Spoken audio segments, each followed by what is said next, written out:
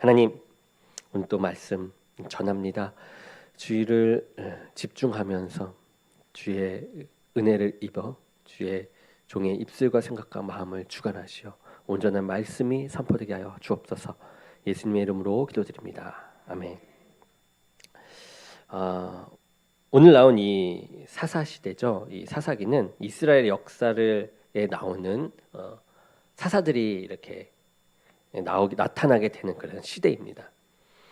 하나님께서 왕을 세우셔서 이스라엘을 통치하시기 전에 사사라고 불리는 사람들을 세우셔서 이스라엘의 이제 지도자로 삼으셨는데, 이때를 사사시대, 사사들이 계속 나오는 시대라서 사사시대라고 합니다.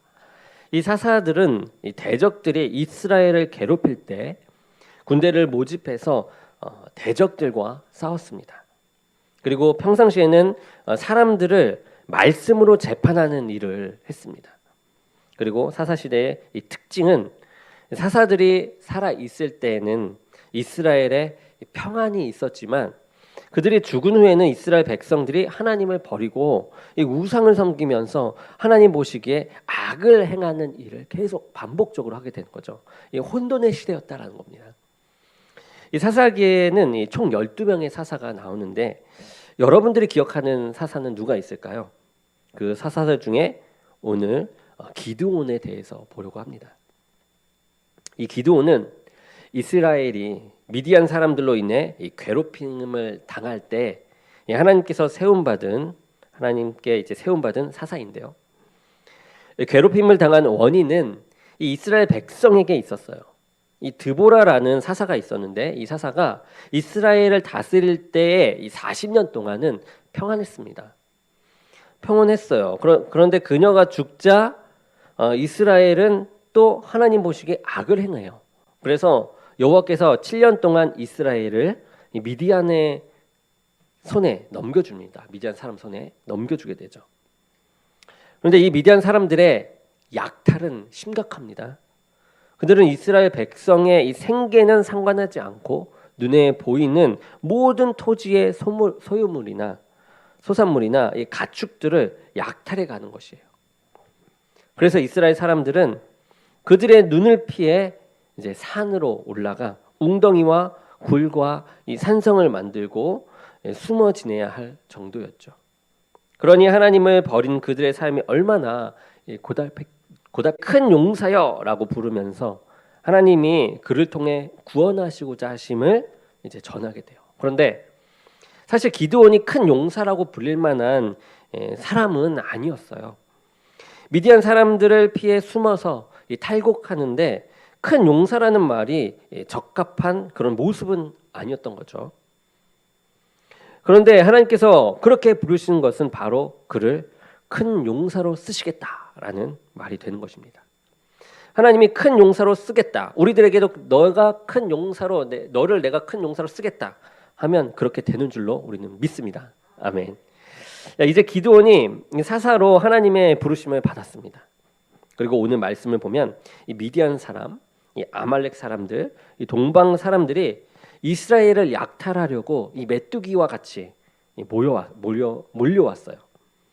그리고 기드온은 이에 대해서 반응을 합니다. 지난 7년 동안 미디안 사람들이 몰려오면 그들을 피해 숨기에 바빴는데 이제는 달라요. 미디안 사람들과 맞서 싸우기 위해 기드온은 나팔을 불며 사람들을 모집합니다. 이제 기드온은 하나님의 이 함께 하심을 믿고 싸우고자 했던 것이죠. 이 큰 용사의 모습이 이제 나오기 시작하는, 갖추어 나가기 시작하는 순간입니다. 이 하나님께서는 이스라엘과 이 미디안의 싸움에 개입을 하세요. 그리고 이스라엘이 이길 수 있도록 하십니다. 그런데 그 과정을 통해서 우리는 중요한 가르침을 받게 돼요. 오늘 말씀을 통해서 하나님께서 원하시는 하나님의 백성의 모습은 무엇인지, 또한 이 승리하는 큰 용사의 모습은 어떻게 나타나는지 한번 우리가 나눠보도록 하겠습니다. 하나님은 당신의 백성이 하나님의 주권과 능력을 깨닫기를 원하셨어요. 기드온이 사람들을 모았을 때 3만 2천 명 정도가 되었습니다. 많이 모였죠. 많은 숫자이긴 하지만 이 미디안 군대에 비해서는 턱없이 부족한 상황이었습니다. 사사기 8장 10절에 보면 미디안 군대와 그들과 함께했던 사람들이 이제 13만 5천 명이나 돼요. 그러니까 이스라엘 군사보다는 4배 정도가 더 많은 군대였습니다. 여러분 같으면 이 상황 가운데서 미디안을 이기기 위해서 어떻게 하시겠습니까? 저 같으면 숫자가 모자르니까 더 모집해서 더 군대를 만들었을 것 같아요. 더 사람을 찾아다녔을 것 같습니다. 그런데 하나님은 오히려 반대로 얘기하십니다. 싸울 사람이 모자르다라고 더 모집해야 된다라고 한 게 아니라 그 반대로 너를 따르는 백성이 너무 많아서 내가 그들의 손에 미디안 사람을 넘겨주지 아니하리라라고 얘기해요. 그리고 왜 숫자가 많다고 하는지 그 이유까지 말씀을 해주세요. 이는 이스라엘이 나를 거슬러서 스스로 자랑하기를 내 손이 나를 구원했다 할까 함이니라. 무슨 말입니까? 하나님은 이스라엘이 3만 2천으로 이제 승리하게 되면 이스라엘 자신들이 잘해서 승리한 것으로 스스로 자랑을 할 것이다. 그거를 잘 아셨던 것이죠. 그리고 하나님이 이루신 그 승리를 가지고 자신들이 한 것인 양 여기면서 이 자랑하는 것은 하나님을 거스르는 그런 악한 일이다라고 하십니다. 그런데 사람들의 이 삶 속에 하나님을 거스르는 그런 모습이 많이 있죠. 잘 되면 내 탓, 안 되면 조상 탓 이런 말이 있지 않습니까? 어떤 잘한 일이 있을 때 내가 그것을 했다라고 드러내고 싶은 것이에요. 이스라엘 백성이 전쟁을 치러요. 이 4대 1입니다. 4배나 많은 숫자랑 싸우는 것이에요. 그래서 승리하게 되면 우리가 우리의 능력으로 이 일을 했다라고 분명 스스로를 자랑할 것이라고 하나님께서는 말씀하시고 잘 알고 계셨던 것이에요. 하나님은 이어서 하나님은 말씀하시죠. 이사야서 42장 8절에 나는 여호와니 이는 내 이름이라. 나는 내 영광을 다른 자에게 내 찬송을 우상에게 주지 아니하리라 라고 했습니다. 하나님은 당신이 하신 일, 하나님께서 하신 일을 통해서 하나님이 영광 받으시기를 원하시는 분이세요. 하나님이 하신 일을 하나님께 영광 돌려야 하는 것이 여러분 당연한 것 아닙니까? 당연합니다. 그런데 이 세상에는 하나님의 영광을 가로채는 존재들이 많다라는 것입니다. 하나님이 하신 일을 우상이 가로채고 또 사람이 가로챕니다. 내가 가로챕니다. 바람과 비, 햇빛을 주장해서 농사를 잘 짓게 하는 것은 분명 하나님이신데 사람들은 바알에게 제사를 드리며 풍요를 간구하고 있었던 것이죠. 전쟁에서 승리케 하는 신은 아세라가 아님에도 이스라엘 백성들은 우상으로 승리를 기원하고 있는 것입니다. 하나님의 관심은 하나님의 하신 일이 사람들로 하여금 하나님이 하셨음을 깨닫게 하는 것이에요. 사람들이 스스로 깨닫기 원하신 거죠. 이거 하나님 하셨어 라고. 오늘날 이 세상 사람들은 하나님이 하신 일을 제대로 알고 영광을 돌리는 삶을 살아가고 있나 한번 생각해 봐야 합니다. 우리가 어떠한 일을 할 때 재물도 넉넉하고 능력이 있는 사람들과 함께 하니까 마치 이 내 물질과 능력을 가지고 일한 것처럼 생각하고 있지는 않나 우리가 한번 돌아봐야만 합니다. 우리가 가진 세상의 풍요와 능력으로 인해 하나님의 이 하신 일이 가려질 수도 있음을 우리는 경계해야 한다는 것이죠. 오늘날 돈이 많고 또 과학 문명이 발전하고 사람이 할 수 있는 능력이 많아지면서 상대적으로 사람들은 하나님이 이 세상의 모든 일을 주장하시는 이 주권자이심을 잊고 산 것 같습니다. 그래서 하나님은 지금 이 순간에 숫자가 많다라고 말씀을 하신 것이죠. 하나님이 숫자를 가늠하는 기준은 전쟁의 승리를 위한 숫자가 아니었어요. 하나님이 이스라엘을 승리케 하는 전능하신 하나님임을 드러내기 위한 숫자였습니다. 하나님으로 승리했다라고 외칠 하나님의 믿음의 용사의 숫자였다는 것이죠. 하나님은 우리의 삶의 이 절대적인 주권자이신 줄 믿습니다. 눈에 보기에는 세상의 물질, 권력, 이 사람들이 이 세상을 좌지우지하는 것 같아요. 하지만 이 땅을 다스리시는 절대적인 주권자는 하나님이십니다. 두 번째로 하나님이 원하시는 백성은 하나님의 말씀에 순종하는 담대한 사람입니다. 하나님은 이 32,000명이 많다고 하시면서 이 두 번에 걸쳐서 이 숫자, 이 군대의 숫자를 줄이십니다. 먼저 누구든지 두려워 떠는 자는 길르앗 산으로 떠나 돌아가라라고 하셨죠. 그랬더니 이 32,000명 중에 22,000명이 돌아갑니다. 이 3분의 2 이상이 전쟁이 두렵다고 하면서 집으로 돌아가요. 이 기드온이 이 숫자를 모으기에 얼마나 수고했습니까? 나팔을 불면서 한번 우리 제대로 싸워보자 하고 갖은 노력으로 숫자를 모았을 텐데 이 미디안을 이기기 위해서 최선을 다해서 사람을 모았을 텐데 하나님께서는 이렇게 하신 것이죠. 하나님은 그들 중에서 두려워 떠는 자들은 돌아가라고 하십니다. 우리가 신명기에 보면요, 이스라엘이 전쟁을 치르기 전에 이 전쟁을 두려워하는 사람은 미리 집으로 돌아가라고 하는 그런 규정이 있습니다.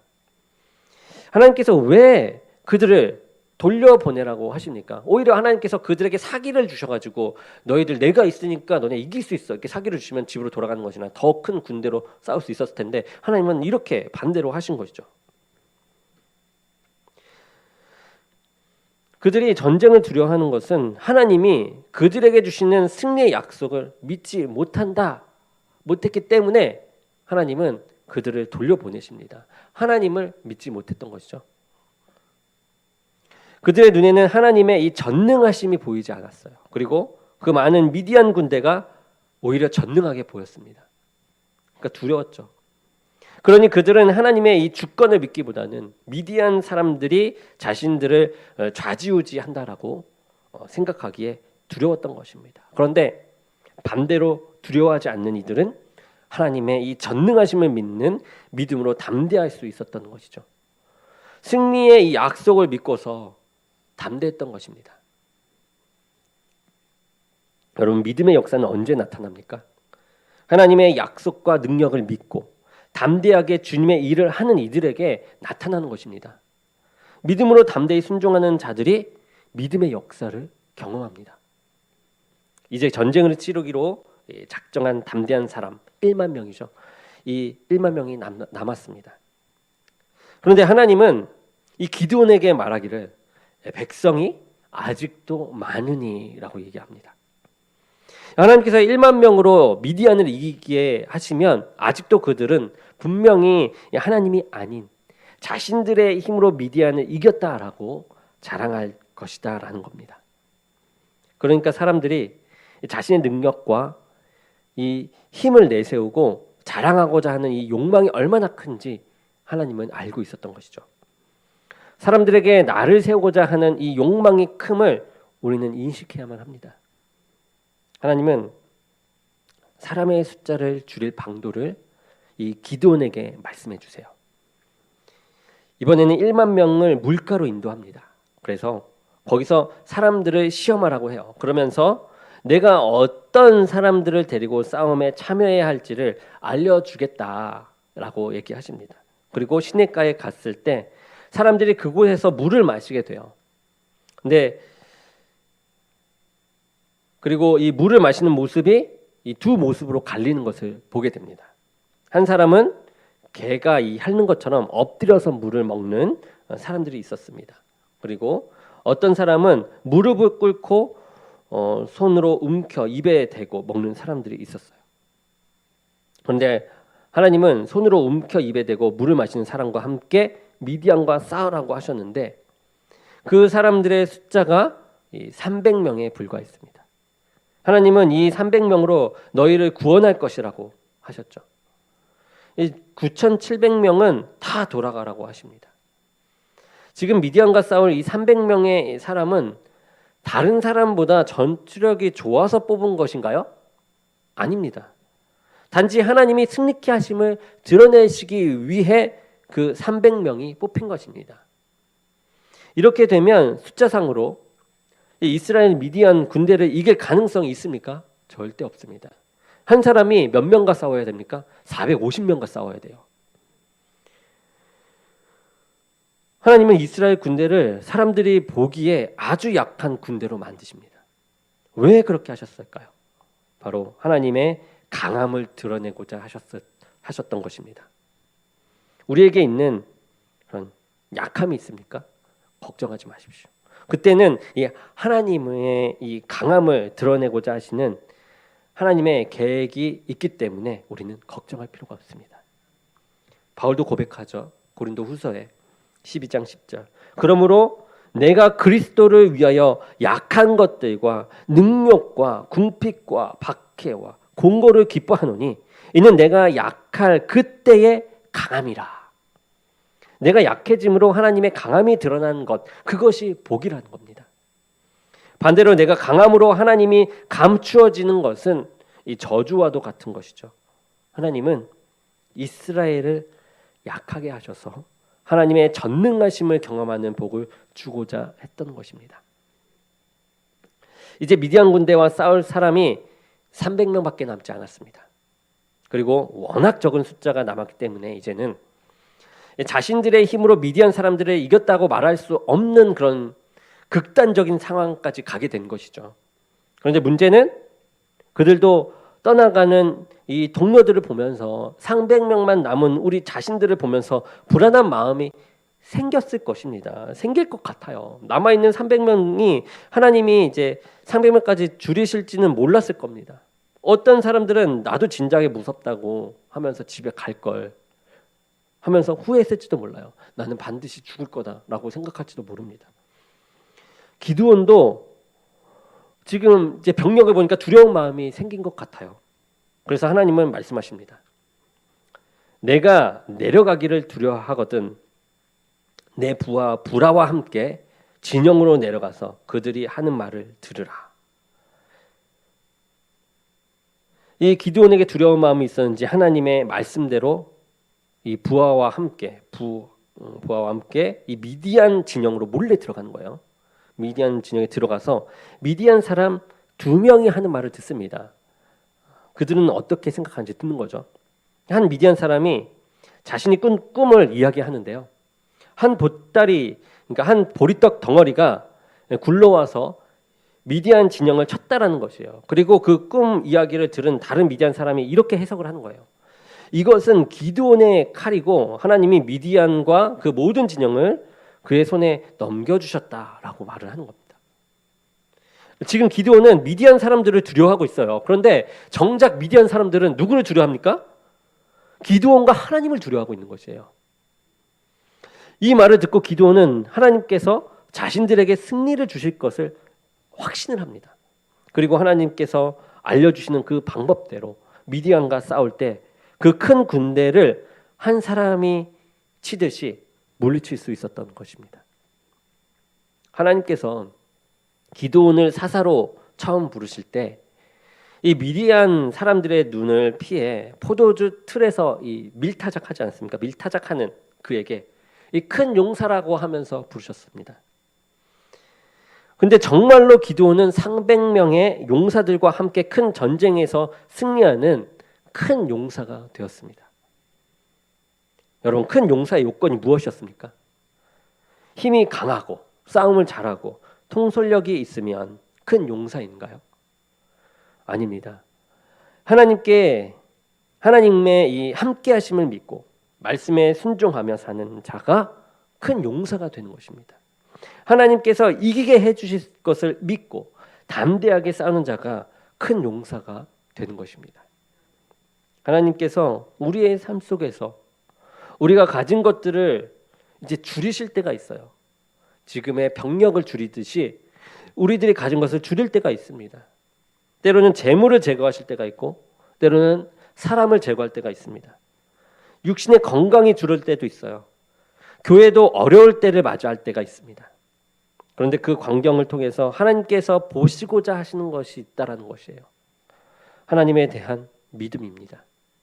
하나님이 선하신 일을 계획하고 있음을 믿고 나아가는 것이죠. 그래서 하나님만 신뢰하며 담대히 살아가는 그 믿음의 큰 용사를 만들고자 하신 것입니다.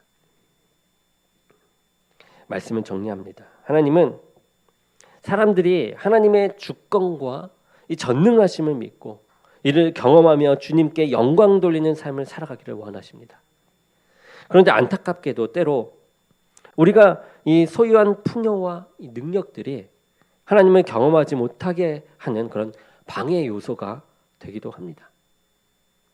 오늘날 사람들은 전쟁에 승리하기 위해 이 사람들의 힘을 더 키워야 된다라고 말을 합니다. 그렇게 생각을 해요. 3만 2천 명으로는 13만 5천 명을 이길 수 없으니 더 많은 사람을 모집해야 한다라고 하는 것이죠.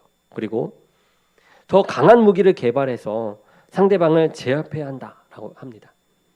하다못해 어떤 사람은 목소리 큰 사람이 이긴다라고 목소리를 키우는 사람도 있습니다. 그리고 전쟁에서 승리했을 때 자신들의 능력으로 전쟁에서 이겼다고 자신들을 높입니다. 하지만 우리의 능력과 풍요함이 하나님의 역사심을 깨닫는데 방해가 되지 않도록 해야 합니다. 우리가 부하든지 아니면 가난하든지 강하든지 약하든지 상관없이 하나님의 이 주권과 능력을 믿고 그 믿음에 근거해서 살아갈 때 영적 승리의 그 삶을 살아가게 되는 것입니다. 하나님은 때로 우리가 가진 것들을 줄여 가실 때가 있어요. 나의 능력을 줄이고 사람들을 줄이고 뭔가를 줄일 때가 있다라는 거죠. 이럴 때는 낙심하지 마십시오. 인간적인 방법으로 그 줄어드는 것을 채우려고 애쓰다가 주님의 뜻을 간과하게 되는 그런 실수를 저지르지 마십시오. 주님은 주님을 믿는 믿음을 보고자 원하십니다. 내가 어느 형편에 있든지 상관없이 하나님이 절대적인 주권자임을 믿고서 하나님을 의지하며 말씀으로 순종하며 담대히 살아가는 큰 용사의 모습, 그 모습이 우리에게서부터 나오기를 원하십니다. 오늘날 하나님은 이 기드온과 300명의 용사들과 같은 용사를 보시기 원하세요. 그리고 우리 교회에도 이러한 믿음의 용사가 날마다 더해져야 할 것입니다. 우리에게 다가오는 모든 사건들을 통해서 하나님의 주권과 능력을 경험하고 하나님께 영광 돌리는 큰 믿음의 용사의 삶을 살아가는 저와 여러분이 되기를 주님의 이름으로 간절히 축원합니다. 기도하겠습니다. 사랑해 주님 감사합니다. 우리가 이 시대에 믿음의 용사, 하나님을 믿는 믿음의 용사가 되기를 원합니다. 함께하여 주시옵소서. 예수님의 이름으로 기도합니다. 아멘.